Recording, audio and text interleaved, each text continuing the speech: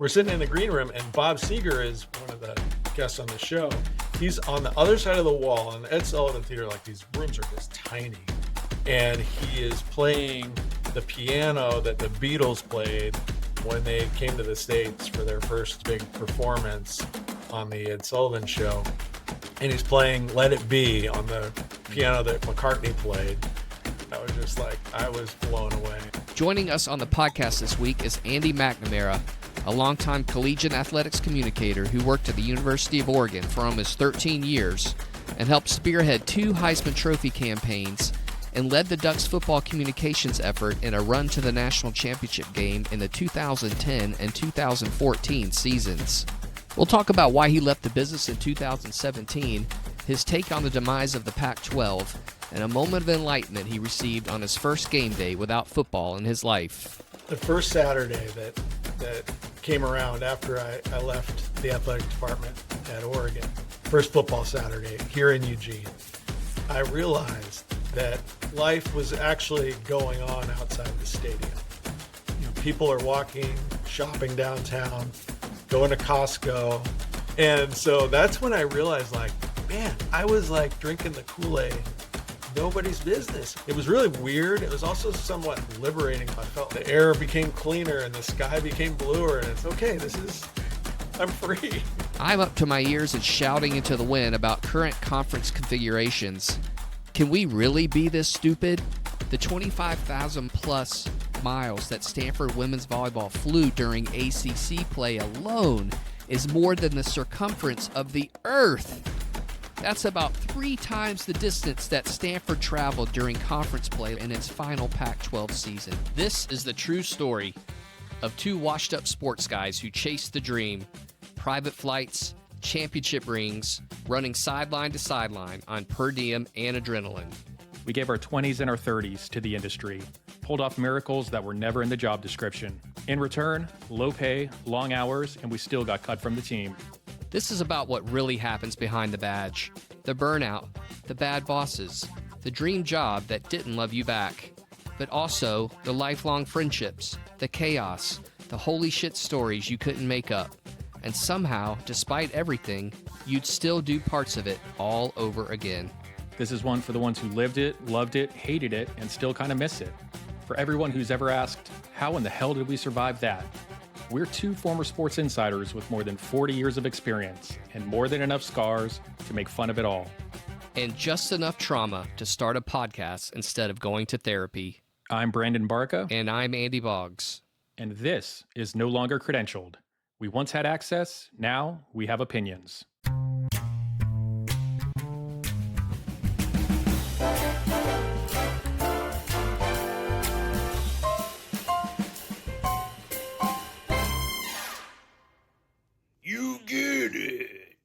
We are back for another episode of No Longer Credentialed. Today, we'd like to welcome to the show a sports comm legend, Andy McNamara, better known as Andy Mac in the industry. We've wanted to do this show for a while now. Looking forward to catching up with Andy Mac since our days at Oregon almost a decade ago. It's been a long time. You spent about 15 years with the Ducks, and now you're on the higher ed side of things at Oregon State. So welcome to the show, Andy Mac. Thanks a lot, Barca. Great to be with you guys. I'm a huge fan of the show. I remember listening to your first episode on my way up to Corvallis from Eugene, where I live. And it just was like, wow, I needed this. I think a lot of us in the industry or that spend a lot of time working in sports that no longer work in sports, there's still that pull. And so to kind of hash it out and talk about the old days, just the bizarreness of that industry, and I think pain that we all feel or felt in various ways. It's very therapeutic. So great to be with you guys. You've been following us since day one. Now we're about 4 months in, but now when we get off the bus, when we get to the arenas, we've got groupies outside waiting for us. It's That's right. Tough to go anywhere. It's just part of the lifestyle. It's a hard life. But before we get to the therapy couch, I got to get your take on this. The Oregon Ducks head fell off before the season opener this year. Now, in my opinion, the Duck is the greatest mascot to ever waddle planet Earth. So when I first saw that, I thought, man, this is a national travesty. But maybe, just maybe, this was the juju, like Jobu sacrificing the chicken in the movie Major League, that the Ducks needed to finally win a national title. So Andy Mac, Is this the year the Ducks win it all? Well, I really like where you're going with this. I think, and the Joby reference is spot on. Knowing the Duck as I do, when I saw it, I wasn't convinced that it wasn't some kind of like classic Duck staged catastrophe. So that's one. And then, so I'm a little skeptical. And also, it's not the first time his head has come off. So some folks might remember a few years ago, the Duck actually skydived into Autzen Stadium. And while he was like standing on the wing of the plane getting ready to jump, his head flew off and landed a few miles away in some trees. And that definitely didn't result in a national championship. So maybe it's going to take a third decapitation of some sort to finally break the spell. Man, I love that damn mascot. Man, it's a fiery mascot too. You're right. The WWE element of it all. Just go on YouTube. You can see the Ducks got in a couple fights over the years too. You never know really what's real and what isn't. I like that take on it. The Houston Cougar, I want to say, was my first. I was actually field level, I believe, for that game. It was early on in my career at the University of Oregon. And it started out kind of jovial, and by the end, it definitely wasn't. Have you seen that clip, Boggs, before? No, I need to get. My God. I'll YouTube that. Get your popcorn. Worth the price of admission. I probably watched that video 100 times. It's incredible.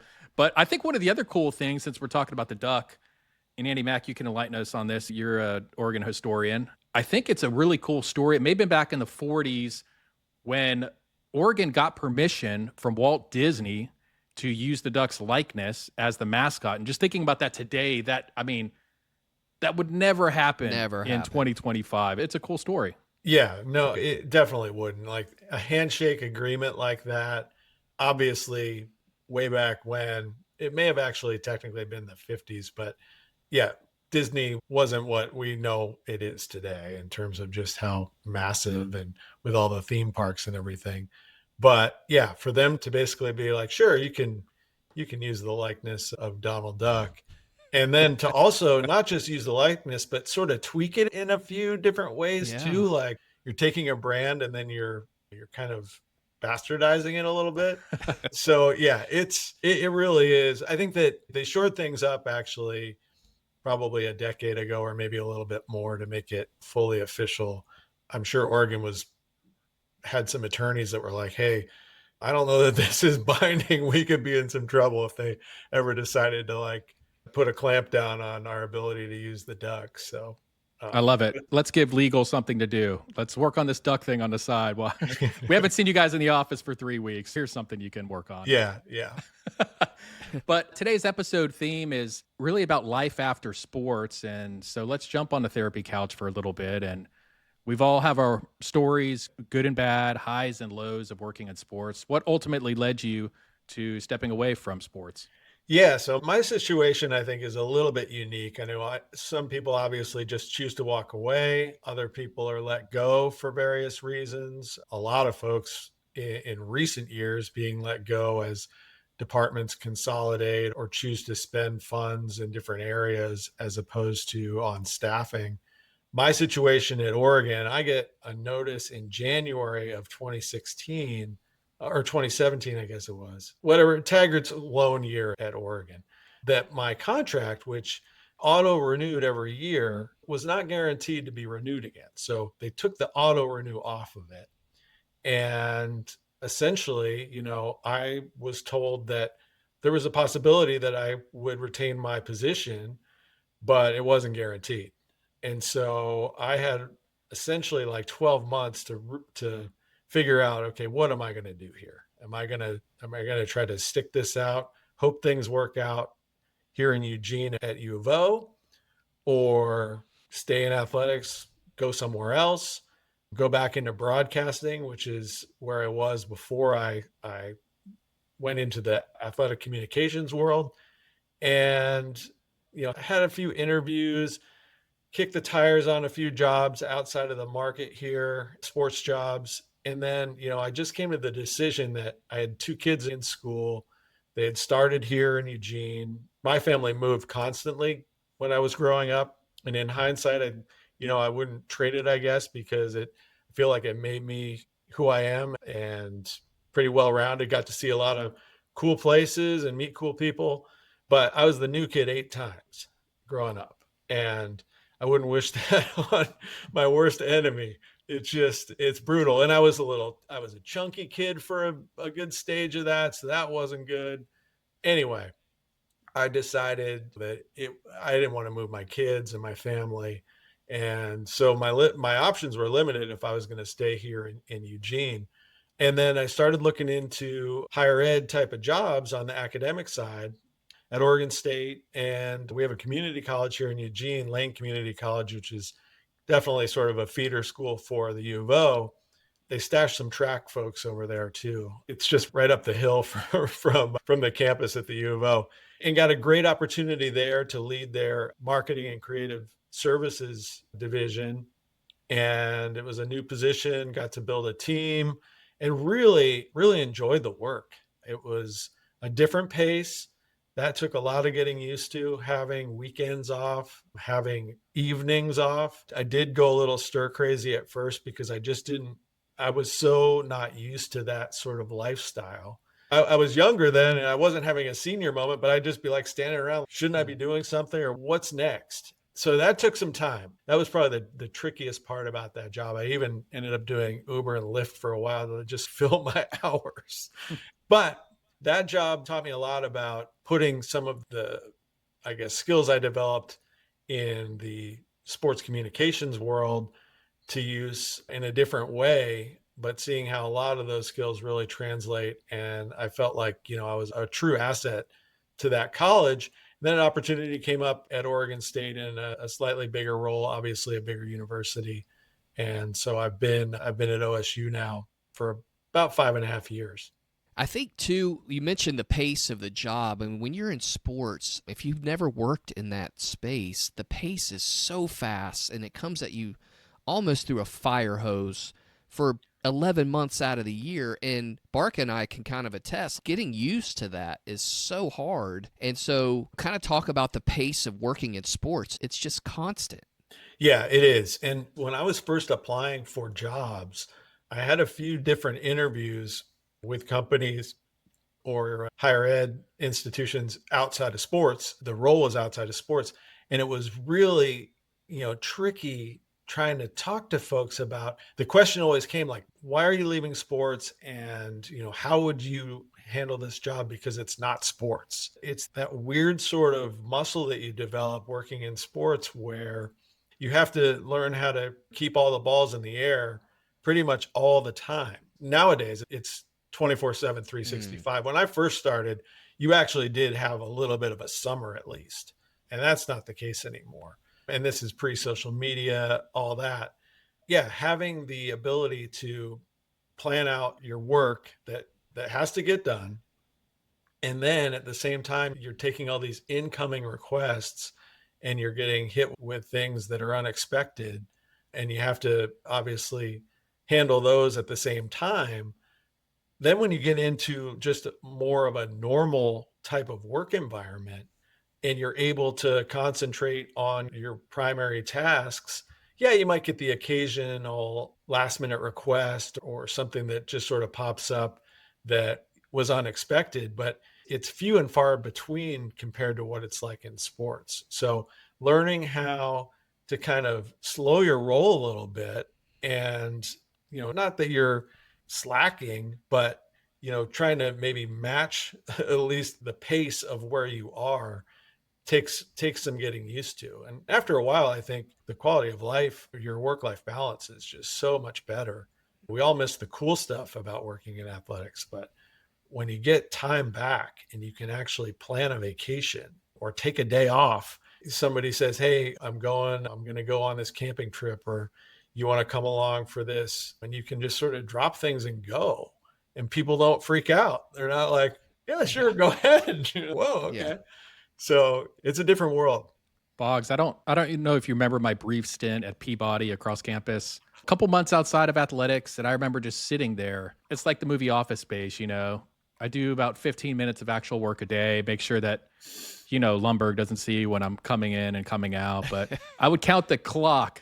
I'd look at the clock every hour and just start looking at a tick and be like, okay, another 15 minutes. I'm gonna take a snack break. Like my day Yeah. revolved around that. And when you get let go in sports, which has happened to me, it's such a weird thing that happens because obviously I probably ended up just laying on a couch for a year, just dealing with all of my emotions. And because it's so physically draining day in and day out. And we had a coach in the past that would say when the season ended, what was it like? It's like a car going 100 miles per hour. And it's like those old dummy commercials. You remember them? And it would crash into the wall, the test dummies. And everything just abruptly stops. And one of the positives about it was just like, you know what? All that weight's lifted off my shoulder. I don't have that never ending to-do list that I have to worry about day in and day out. And then there's the other side of it. Like, I don't know how to function as a normal human being. And, it's like, like you said, it's like getting the shakes on Saturdays is like, I got to be doing something. Why am I not doing something? And I'm not used to getting a regular amount of sleep. I'm used to working off of 3 hours. And I don't know if you guys experienced it. It's just a crazy ride that I don't know how to explain it to somebody else.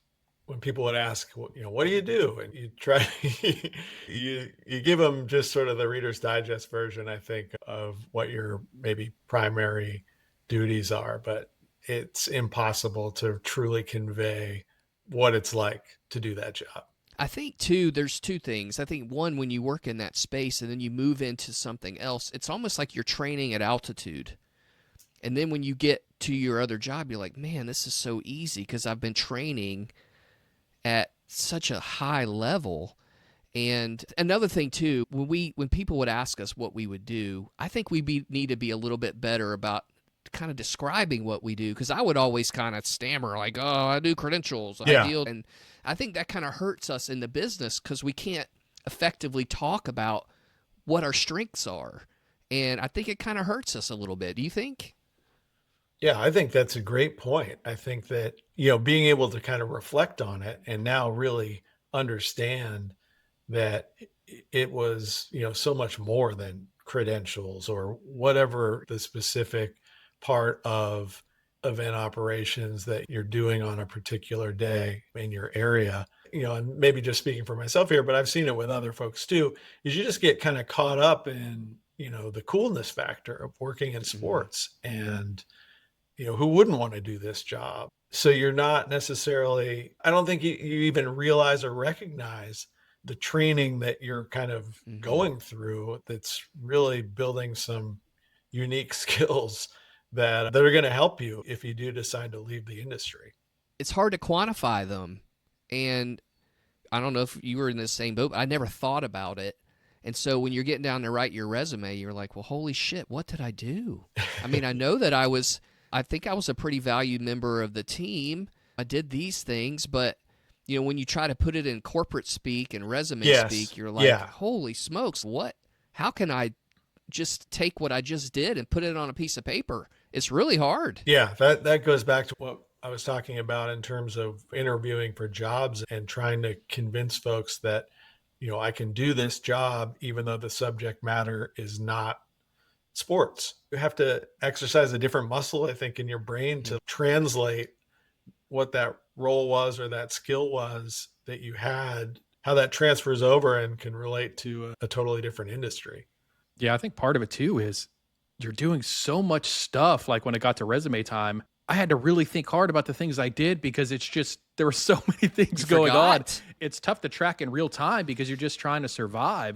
I think you have a really cool story, Andy Mac, on life outside of sports, that first Saturday when you're not working that football game, and what it made you realize how different life was on the outside of the athletic department bubble, and maybe the daily grind of athletics wasn't as important as it once seemed to everything around you.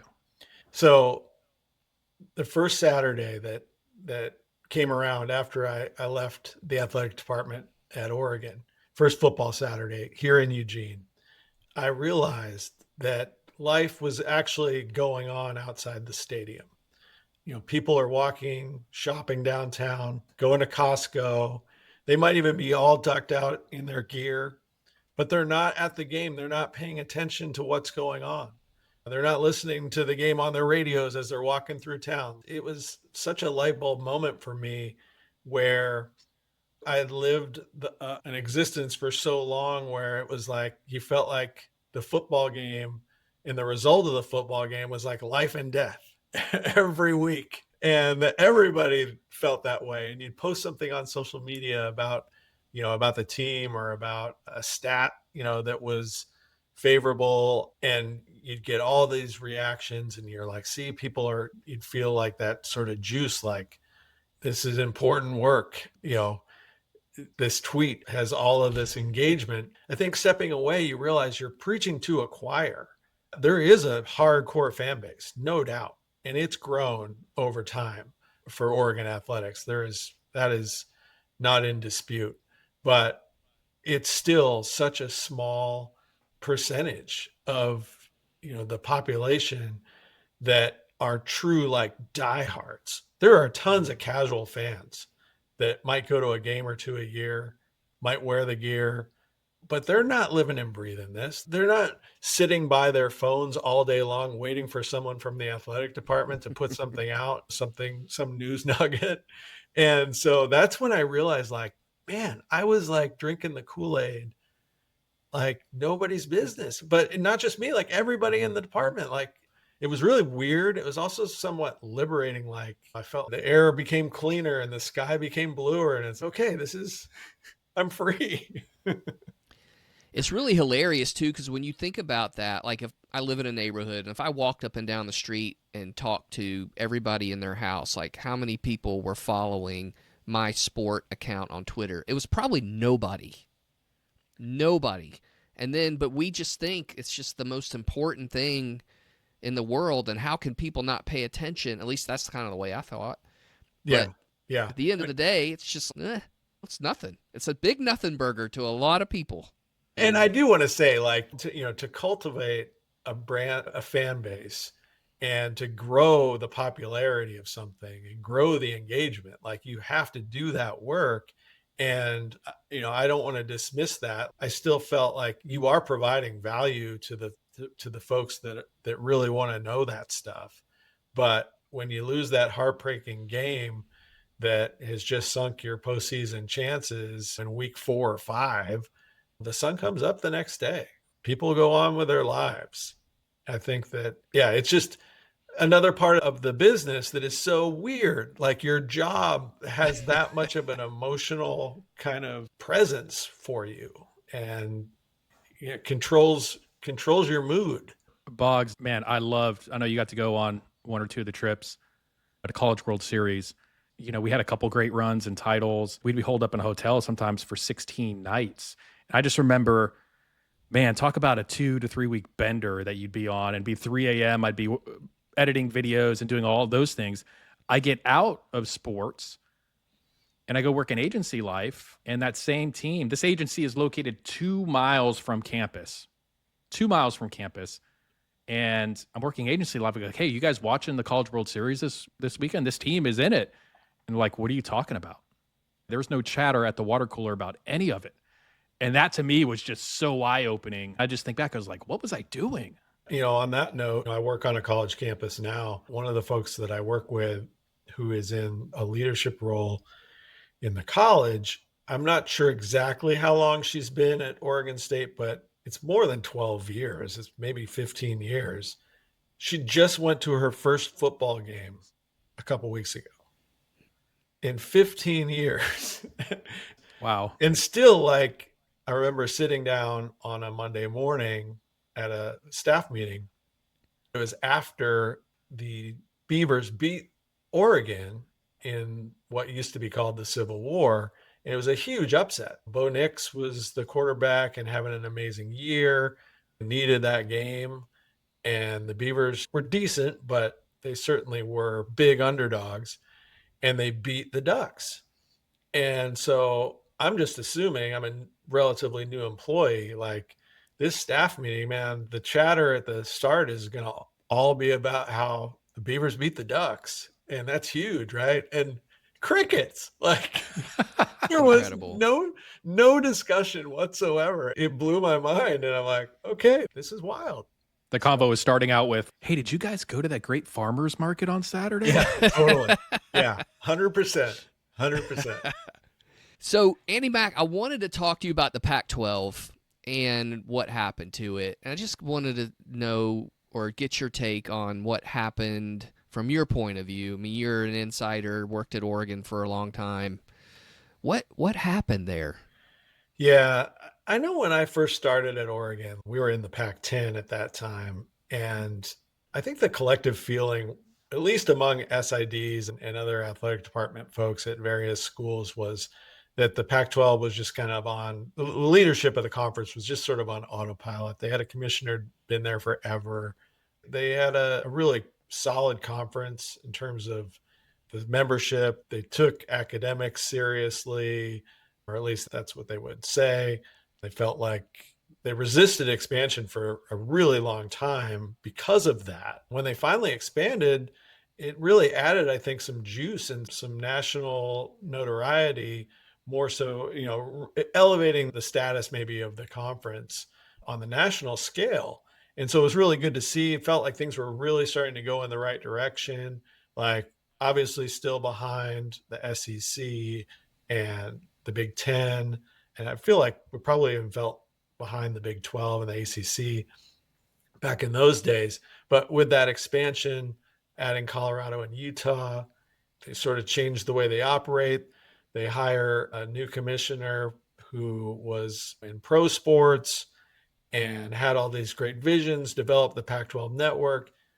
Long story short, it really felt like they were on the upswing in terms of getting with the times and really trying to be a player on the national stage. And then the way that the whole TV thing went down in terms of the access to the Pac-12 network, just it was like this albatross on the conference for years. And ultimately, I think just the whole structure, and we could talk about this with all sorts of different parts of college sports, but the way that the schools vote on things, they have the university presidents and the ADs get together, they meet with the commissioner. And I think that the school presidents, for the most part, just kind of rubber stamped like a lot of the different things that were proposed, whether that was the salary of the commissioner, whether that was certain initiatives that the conference wanted to do without a whole lot of thought. Like I've seen in my current role working in academia where, you might have people that work within sight of the stadium that have never been to a game because that's not their thing. And I think for a lot of the university presidents, at least a decade ago or more, they just weren't tuned in. And so as a result, the Pac-12, I think, made some mistakes, like some pretty significant ones that ended up lingering and got to the point where schools felt, athletic departments felt that other conferences were starting to get a really big advantage from a TV revenue standpoint. And, because the Pac-12 could never seem to sort it out, you had teams starting to jump ship. It really surprised me, though, honestly. Like the UCLA and USC leaving was surprising, certainly, and a big deal. But then when Oregon and Washington pulled the plug, that was just, I think a gut punch to the remaining teams, certainly to Oregon State and Washington State, because, they're small market teams that played in a major conference. And the ACC and the SEC, the Big Ten, they're not calling. They're not extending invitations. And so where does that leave them? It's been a source of, a lot of sadness, I think, in this area, certainly in the Northwest. And it's not just Beaver fans and Cougar fans. It's Husky fans and Duck fans. I think that a lot of fans, college sports fans of the regional teams here, do not like this situation. Do they like the flash of the Big Ten? If you're Oregon or Washington, sure. Do you like the matchups that you get and the TV deal and just you're back on the national stage? But sacrificing, all the other kind of sports just for football TV money is kind of what happened. And I don't know exactly where it will go from here, but I have a feeling that within 5 years, like you're going to have a super conference for football. I think that schools will reorganize in terms of more regional conferences or leagues or however they want to set it up for the Olympic sports, because you can't have the softball or the baseball team flying 3,000 miles just to get rained out, for a series and fly home 3 or 4 days later. I don't know why I'm going to blame these guys, but I'm not going to blame them. I'm just wondering about Stanford. This is this national championship level athletic department. Maybe not in football recently or men's basketball recently, but volleyball, women's basketball, everything else, they're flying across the country twice this month and next month. Did the Stanford AD not know that this was coming down the pike, or do you not make a call, or do you not get calls, or do you not have a contingency plan about, were they just completely up in the clouds that they just had no idea what was going to happen? I really don't know. Stanford and Cal, I felt like, I'm pretty sure they were the last two to officially leave. I mean, and this is not a slam on their athletic departments, but they just don't seem like, they seem like the square peg looking for a round hole. And yeah, it didn't make sense. Wait a second. I got to disagree with you guys. I love waking up on Saturday morning for Big Ten noon kickoffs and seeing Oregon taking on Northwestern. That's what college football is all about, people. Oh, man. Incredible. Being a West Coast sports fan is the greatest, because you can start watching games at 9 and you can go through the Hawaii test, and and sometimes it doesn't happen often, but there's always like that one college football Saturday during the season. It's just banger after banger in terms of the games are just insane. Yeah. And so like for me, like that Michigan State USC, I know USC is favored by a lot, but I don't trust USC. I mean, that could end up being a crazy Pac-12 after dark type of classic. 100% facts. The West Coast sports viewing, just the schedule, bar none, it's the greatest. I mean, you wake up, you just think about NFL Sunday, and games are coming on at like 10 a.m. And if they're playing overseas, you might be getting up at 5 a.m. and seeing a game. And then at nighttime, I remember watching the NBA, like, I don't have to stay up until 9:30 or 10:30 at night to watch the Lakers or any West Coast team. They're playing at like 7:30, and I could be in bed at 10, and basically the sports world has gone to bed. It's unbelievable. West Coast, best coast. Boggs, you'd love it. You're an early bedtime person. Oh, no doubt. It'd be great. So let's get back to Oregon a little bit. You've got, I'm sure, just a wealth of stories of highlights and things that you've witnessed. Obviously, you've got the 2014 National Championship and Marcus Mariota's Heisman run and everything that went with that. Maybe you could just share a couple just cool stories that stand out to you from your time in sports. Yeah, I mean, having the opportunity to travel with a couple different players that were Heisman finalists, LaMichael James back in 2010, and then Marcus obviously winning it in 2014. Probably one of the craziest things that I remember, a couple different parts, both related to the Heisman trips. When LaMichael was a finalist, it was the year that Cam Newton won. And we were in a group of us were going from the airport to the hotel, and it included all the finalists, and it was LaMichael, Cam Newton, Kellen Moore, and Andrew Luck. And we're in this limo. We just flown up from Florida, where the college football awards were at Disney, to go to this Heisman thing. And one of the administrators for Auburn hands Cam his phone. I got Jay-Z on the line for you. And so sitting there, and this is at a time where pre-NIL, sort of complete Wild West, there was all sorts of questions around Cam Newton's, how exactly he ended up at Auburn. And so this is it was just surreal. And Jay-Z is like just starting up his sports agency business at the time. And so that was like, it was just one of those things, like who has a sort of a fly on the wall type of seat for something like that, and listening to that conversation. And then, with Marcus, after he won, there's so many different obligations for the winner. of the Heisman, and there's all this extra attention, and you have all these different events you have to attend. And one of them used to be the going on the David Letterman show. So riding with Marcus in the limo, getting out at the Ed Sullivan Theater, the paparazzi are all there snapping photos. I've got like this framed jersey that I'm holding, that I'm bringing in to give to Letterman, and I've got like the suit on, and somebody snapped a picture. One of the beat writers for Oregon sent me a photo of, I just look like a total dork. Men in Black type of situation, me and Marcus in our suits. And then we're in the green room waiting, and all the characters from, if you're a Letterman fan, like Biff Henderson and Larry Bud Melman, and they're actual, like they just have like regular jobs there. They really do. Biff is on the elevator, like bringing us to and from where we need to be. And we're sitting in the green room, and Bob Seger is one of the guests on the show. He's on the other side of the wall on the Ed Sullivan Theater. Like, these rooms are just tiny. And he is playing the piano that the Beatles played when they came to the States for their first big performance on the Ed Sullivan show. And he's playing Let It Be on the piano that McCartney played. And Marcus has zero pop culture expertise whatsoever. Like, we talk often, those of us that work in sports talk about like coaches and how they're just like dialed in, and that's all they know. They don't know anything else.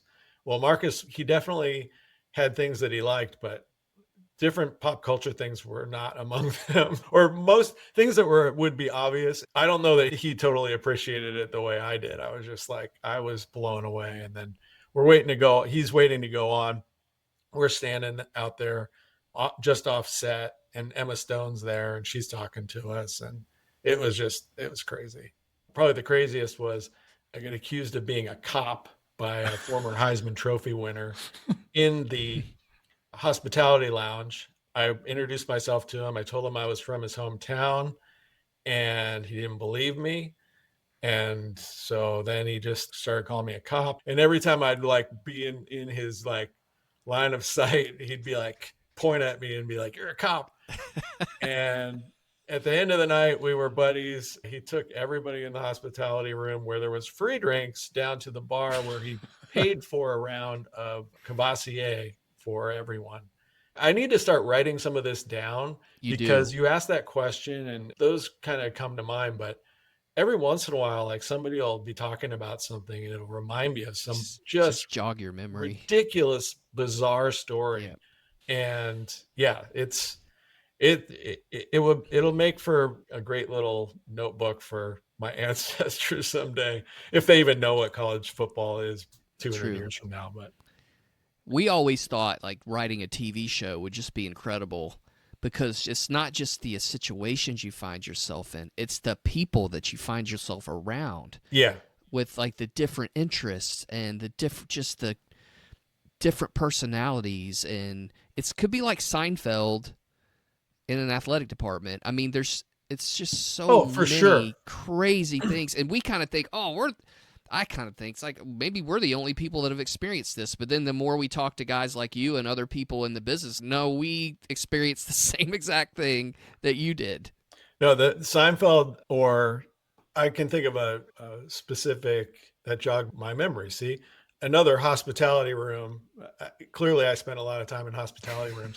This was at the Rose Bowl, and I got introduced to Ty Burrell. It was on Modern Family, obviously. On occasion for big football games, you'll see they might show him on the sideline. He's not like Matthew McConaughey or something like that, but he's a fan. And I think that he became more so maybe when Helfrich was the coordinator for Chip Kelly and then became head coach. Anyway, I get introduced to Ty Burrell. And the first thing I say to him is, "I've never watched your show." It was just turned into an idiot. And not that he cares if I watch his show or not. What a dumb thing to say to somebody when you meet him, right? And like, he was nice, but I'm sure like he's in his head, he's just like, "Who is this asshole?"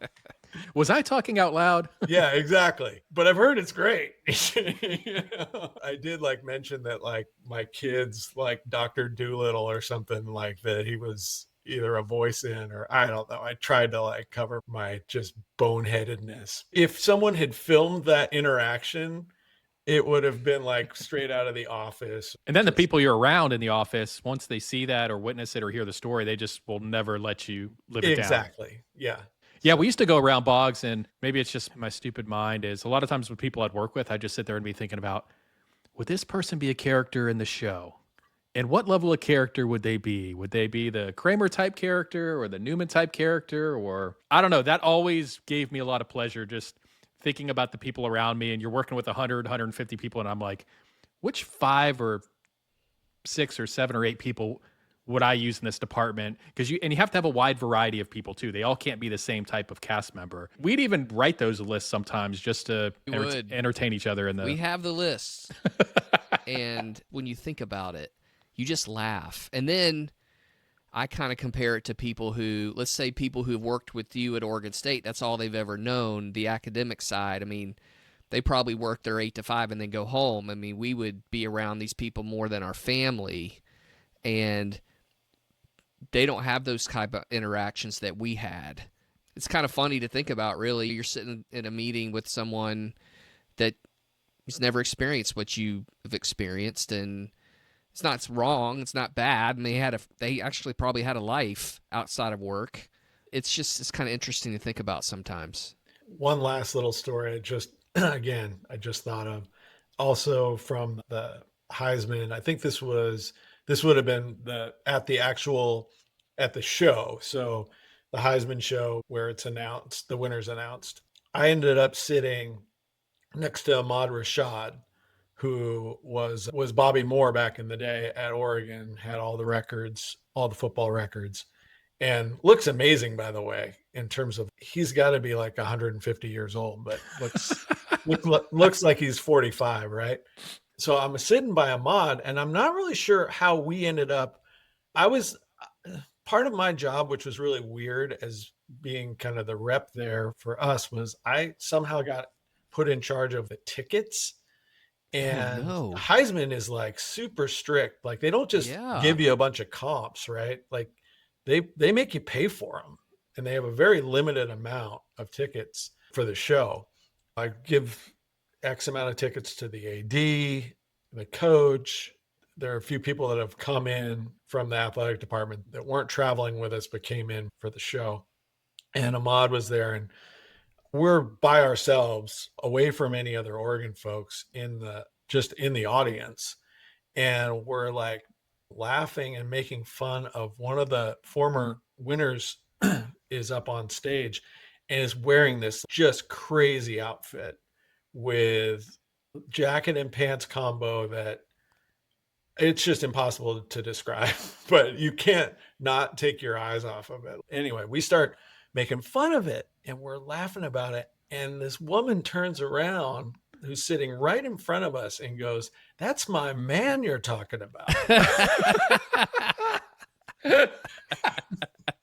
And Ahmad and I, if you've ever seen the Saturday Night Live bit with the turtle shirt, we're just we sit back in our chairs and we're just like, oh my God, we just got called out by this man's wife. There's no comeback. I mean, what do you say? No. None. That's another example of other duties as assigned. Yeah. As an SID. I mean, all the things in the department kind of fall through the cracks unless you pick them up. And that's so par for the course. Let's just have Andy Mack take care of the tickets. He's going to be there. Why not? Yeah, it just adds like you don't have enough to do in the business office. Yeah, I've got these tickets on my credit card that I need to be reimbursed for. Incredible. Please. Give us something as we're going to wrap up here. We're talking about all these great moments, but what's something you change in the industry right now if you could wave your magic wand? I would try to figure out a way to normalize taking some time off in season. And it doesn't have to necessarily be every season or every year, but it's just not done, or at least it wasn't done when I was working in sports. Like, it was so frowned upon, and like nobody would even ask about it. It's like, oh, absolutely not. We can't do that. It would be really emphasizing that a work-life balance is healthy and it's right. it's something that I think anybody who works a job should be able to take care of themselves a little bit more. If that means missing the big game because you have a family function or something that comes up that's a conflict. I think that when you work in sports, it seems like sports always wins when it comes to conflicts. Like you hear these stories, this person's working their 450th consecutive football game. It's like, you're telling me in the last 30, 40 years, whatever, you've never had a single event in your life from September to December that wasn't more important than this football game. It's not possible. So normalizing that, I think, would be something. And I really feel like had I remained in the game and continued to have somewhat of a leadership position, that I would have at least, I hope that I would have tried to put something forward. Easier to say now, knowing what I do, that I'm out, but I felt I did a few things during my career to try to lessen the load and make things more efficient so that folks just weren't grinding so hard. You're never going to take the grind away completely, but always kind of searching out ways to just be more efficient and realize that it is a job. It can be a really fun job. It can be a really stressful job, but you got to take care of number one at the end of the day. We can wrap it up with this one. So many years of experience and wisdom from the industry. There's got to be one piece of advice you'd give to someone starting out in the business, sort of like you're a pharmacist and you're handing out a prescription, right? What would it be? I would say probably the thing most important when you first get in the business is really sort of assess like what you want your kind of trajectory to look like. Where do you want to be 5-10 years from now? If you're just starting out, chances are you're that person that's tasked with doing just an ungodly amount of work and duties, and you're just go and you're into it. It's fun. And I think that you're not thinking about tomorrow or what you're going to be doing next year necessarily.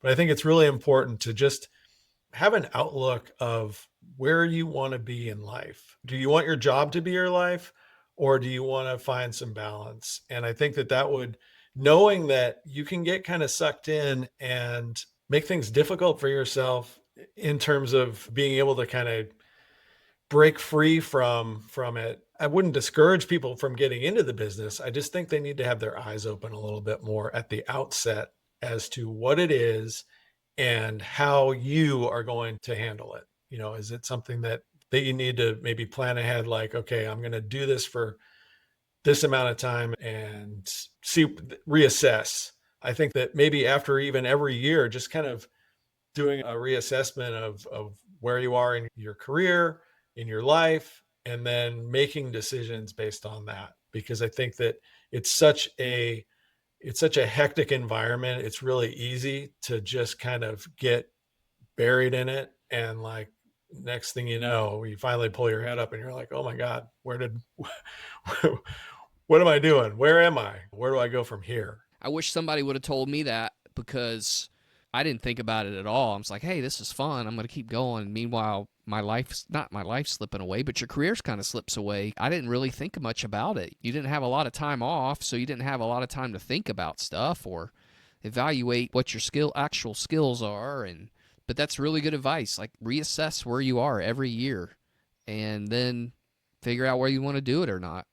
It can be tricky depending on where you are in an athletic department too, as far as advancement. There are certain roles that unless somebody leaves in front of you, and there's no guarantee that you're actually going to get that promotion to that position, you can really kind of get stuck. It's tough. You could be doing the best job there is, but they're not going to create a new position necessarily. Oh, so good at this, we're going to change his title and give him a bunch of money or give him a raise. It doesn't work that way. Like, right. You can do the best job ever. If there's just not a natural spot to get promoted to, you're not getting promoted.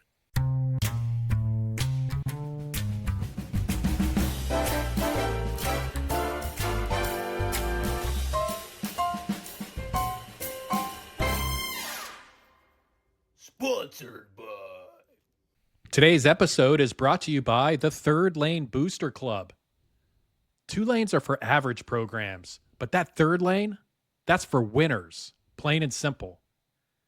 Tired of your AD talking about integrity, which we all know is just code for we don't know what the hell we're doing in the NIL era?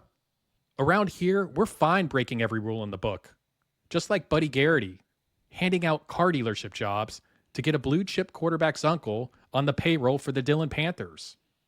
And we don't care if we're scumbags. Better that than getting left behind by our SEC brethren. If you can't cheat, we'll fire your ass and find somebody who will. Because money and wins go together like sweet tea and diabetes. And if you don't get that, well, you probably spent your Saturdays indoors building baking soda volcanoes at the science fair. Did you ever build any of those, Boggs? I love them. They're incredible. Yeah. We want championships bought and paid for at our Wednesday night booster meetings at Applebee's. 11 p.m. sharp, right before half-price apps and another round of Dollaritas. Like those too. Yeah. The first rule is there are no rules, so act like it. And like Sammy Hagar, we can't drive 55. We drive 56. Why? Because 56 is faster, damn it. So get in that HOV lane and raise some hell. Take a test drive today at the Third Lane Booster Club, because if you ain't cheating, you ain't trying. No Longer Credentialed is also funded by Get Off Your Ass and Refill the Damn Printer Paper, because nothing screams toxic workplace quite like hitting print on a 200-page file, strutting to the machine half an hour later, and realizing some lazy bastard before you used the last sheet and just walked away. Probably the same jerk-off who leaves that last paper towel dangling on the roll in the break room, or clogs the office toilet and flees the scene. While HR's investigation is just a company-wide email reminding everyone to, quote, do better. Case closed. Get off your ass and refill the damn printer paper. It's not that hard. Almost as easy as swapping the toner drum, fixing the jam in tray 2, or opening every last B4 door like you're trying to sink your opponent's battleship. Man, that speaks my language and brings back some really crazy memories. You weren't that guy, were you? Oh, yeah, I was. It's like, hey, are you printing? Okay, for the next 3 hours, I need to print. You remember those days? You love the good smell of that ink in the morning, right? Oh, my gosh. We used to we destroyed trees. Pour one out for all the trees. I had to put in like the B4 door. You'd always get that error. Yeah. For the paper jam, you know, if you're printing out your game notes. Yeah. And it was great. And you're like, okay, how do I get to this actual B4 or B3 or B1? And then it still wouldn't work and you just want to kick the machine. Man, we printed so much. And like, you know, I think on average I may have printed, I don't know, maybe 50 game notes, 25 of mine and 25 of our opponents. I bet maybe 3 of those got read. Maybe 4. And we just wasted all that paper. So we stopped doing them, though, at the end. We stopped doing them, which yeah, I knew you needed to do it. But there's something to be said about when you walk up to your press box spot on a Saturday and to have both sets of notes there, a game program. I mean, maybe I'm old school, but that's just kind of like, it screams, hey, I'm at a game and let's go. You know what I mean? Dude, I used to love it because we shared an office, marketing and comms. And all of a sudden, you know, the SID would be so flustered, right? They're like, man, I got to print all this stuff out. I'm still got to do my credentials. You guys would use the empty printer boxes to then put the game notes in and carry everything over. But you'd be like, you make one yell to the room and be like, for the next 5 hours. Yes. I need this printer. Do not print 100%. On this printer. Do not print. Don't print. Don't print. And then there'd be some jackhole in the back that obviously would probably still try to send something through if they wanted their life to get tested that day, if they had a death wish. That's right. Yeah, on a Monday morning in football season, do not use the printer. Because from about 7 a.m. to about 11 a.m., before our press conference, that thing was just cranking. It was humming. And there's So nothing funny. better when it would go out of service and then hearing the SIDs just panic of having to call up whoever was the provider for that printer. And like, is there another printer in the building that works? No, well, it doesn't staple. It's not as fast. They wouldn't staple. That's a big one. You have to be able to staple. I would just love to see you guys panic and that stuff. So fun. You guys would just lose your shit, man. We would. And I would sit back and, well, actually I wasn't sitting back because I was losing my shit on something else. Let's be real. Too. But I wanted to start putting up a sign up on Monday mornings and just saying like, hey guys, I need this printer for the next 4 hours. Y'all good? Man. Probably wouldn't have went over well. It didn't go over well when we had someone come in and say, hey, we're not printing anymore. Like, people were just losing it. Again, it was probably good for us and good for everybody, but at the end of the day, I think it kind of hurt us because on game days, people didn't really, people use those things on game days. I understand the environmental part of it, but there's just something to be said for having those packets there for you when you show up. You guys were overachievers. And in a way of, I just remember all the things you printed out. Basically, anybody in the press box everybody could have 3 copies of it. You guys were just overachievers on everything. Yeah. We're here to serve, Barca. That's what we were here to do. We're servants. Did the paper towels in the break room's one thing. You weren't one of those rascals that ever just clogged the bathroom toilet and then just left the scene of the crime. Never would do that. Never. I'm serious. I mean, if that would happen, I would definitely go tell somebody. That's why you're a saint. I know.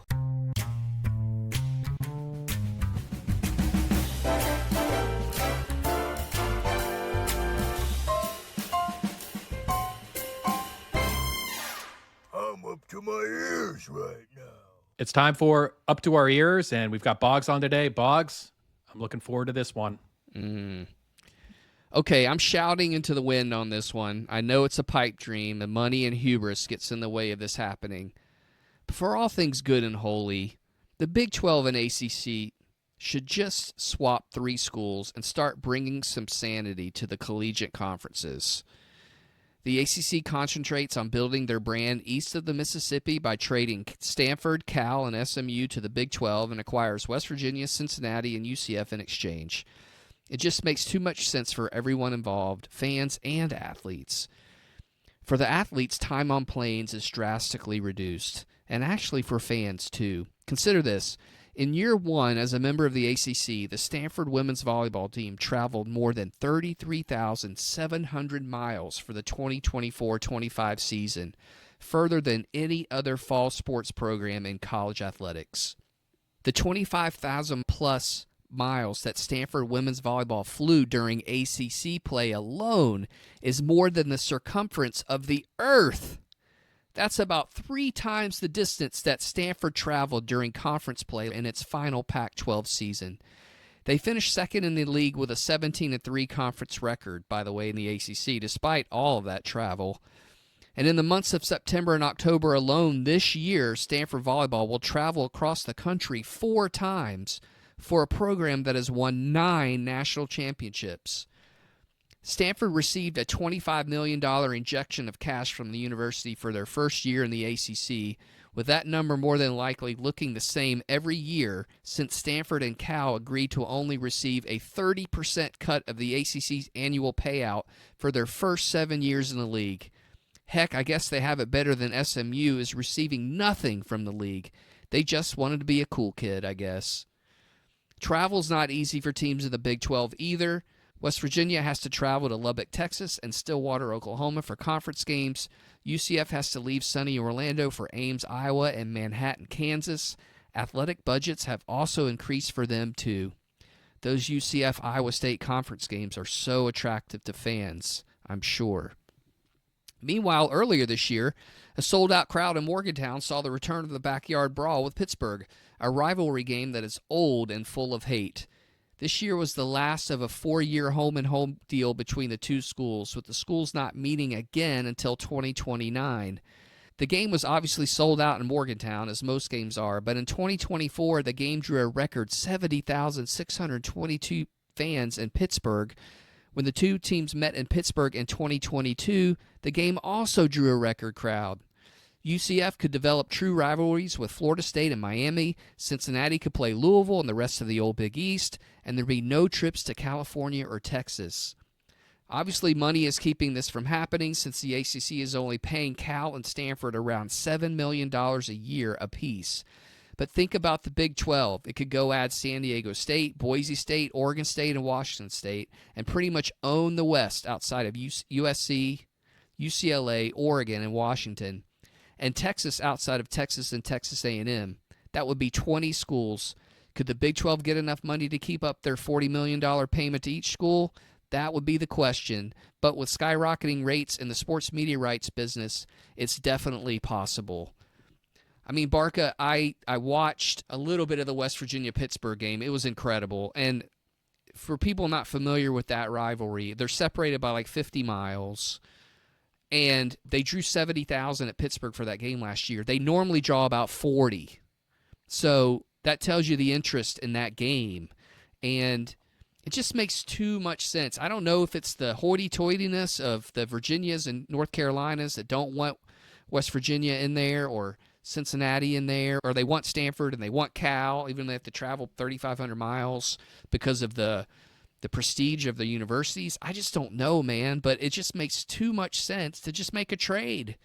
It would just bring some sanity to everything. Boggs, I think you're off on this one. I'm shouting in the wind. I know I'm shouting in the wind.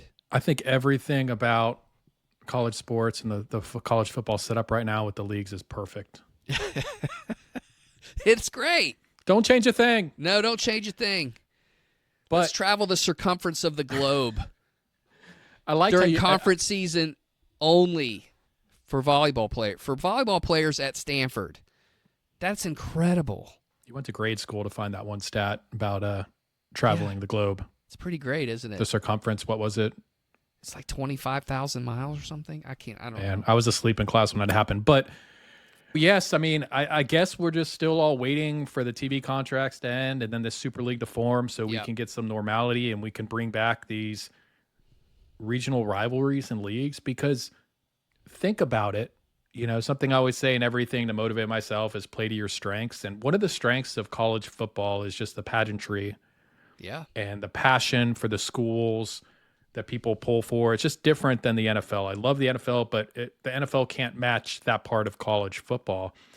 And by removing all of these rivalries, because of just how volatile college football was, and you had all of these schools scrambling because just to stay relevant and make sure they're getting a paycheck, which I don't blame them, like we could talk about the Oregons earlier, going to the Big Ten, like, everybody's out there to do what they can for themselves, and it's ruined what made the sport great. And so I don't blame the schools for doing it.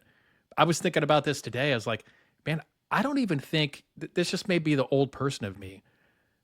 I can't name you the list of schools in the Pac-12 or Big 10 or ACC or Big 12, or I can for the SEC because, I'm right here in SEC country. And maybe it's my age, but I can't tell you what conference some of these teams are in. Mm-hmm. And my level of interest is dwindling year by year. And so I hope they figure this out. Yeah, it's, and it's crazy too, because just all across the world, places are making money on events and they're making money on the experience at these games. And, a UCF Iowa State game is just not going to move the needle.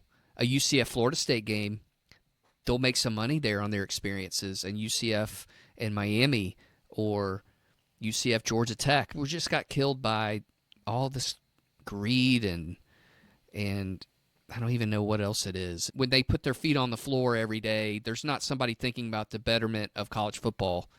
And that's where we are. And so everybody's just kind of fighting to keep their head above water. But the West Virginia thing kills me. I mean, granted, I have family that are West Virginia alums, and I grew, I worked in that state for Marshall, but I worked in that state for a long time, and people care there. And it may not be the biggest television market, but man, do they move the needle at all of these places that they go play. And there's a lot of West Virginia alums in Atlanta. There's a lot of West Virginia alums in Orlando, in Charlotte, in North Carolina. They're everywhere. And it would be great for that league. And I just think Duke and Carolina and Virginia kind of hold them hostage sometimes. I guess they perceive that West Virginia is a lesser academic institution. But, I mean, I think we're kind of past that right now. That's just me. Hey, I love what you've drawn up here. We've already been living in the chaos of these leagues and, the SEC and Big Ten taking over in the last, 5 years or so, and the league shifting. And so you putting on the table even more chaos. I like these trades. I'm thinking like, this is awesome. This is like, the transfer portal is already crazy, and they're continuing to try to regulate how many times the portal's open a year. But think about if you included in that the trades of teams. Yeah. And then what other, you're doing this 3-for-3 team trade, which sounds pretty fair, but what else could we trade? Like, what else can we throw into these packages for these schools and these leagues? Yeah. I mean, you could end up throwing players in. I mean, who knows what you could throw in, but just do it, guys. Just get in a room and hammer it out. Figure out, if you went to ESPN, the ACC, like, those poor people at Stanford and Cal, I mean, they're getting $7 million from the league, and their budgets are being blown apart by this, and they're not even being compensated for. They're just looking for a place to go. Yeah. Don't get me started on those guys. I mean, Stanford is just kind of disappointing in this space. I just think they won all these national championships, and you got to think that, and we've talked about this offline, that the AD at Stanford should have contacts at ESPN and Fox, and they should know that this was maybe coming down the pike. And if not, just have a contingency plan in your drawer. We've worked in college sports enough. We know that they're not there. We know they're not there. For not thinking ahead, they got toasted. It was a tough situation for them, but I don't think they had any ideas of when this thing happened. It's just, it's maddening. Luckily, they've got deep pockets that can help pay for some of this stuff donor-wise, but it just doesn't make any sense to me.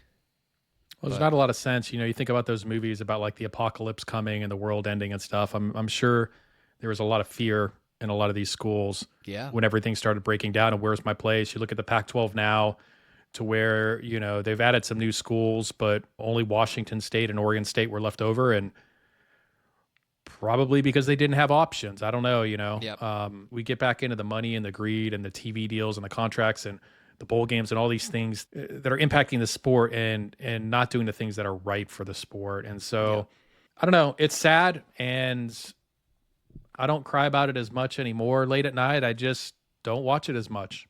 Yeah, and that's kind of what happens. I think people just lose interest. And I worked at a place where we joined a league, and I'm playing a midweek game 2/3 of the way across the country. And when they came and visited our place, no one cared. No one cared. And I think that's where places are now. When Morgantown hosts Oklahoma State, or when Oklahoma State's playing Cincinnati, they don't care. Kansas, Missouri just played this past weekend. Talk about two schools that despise each other. And then that rivalry got lost from greed and conference changes. And that's a shame, man. It's just so good for college sports to have these things. And there's just got to be a ways to figure it out. It's not rocket science. It's not like you're trying to send somebody to Mars. Figure it out. Holding out hope that they get it right whatever happens in the next, whenever the contracts are up, whatever, Probably was it 10 10 years from now? Yeah. But you know what? I'm not really hoping, because they've never gotten it right. No, they never have. Never.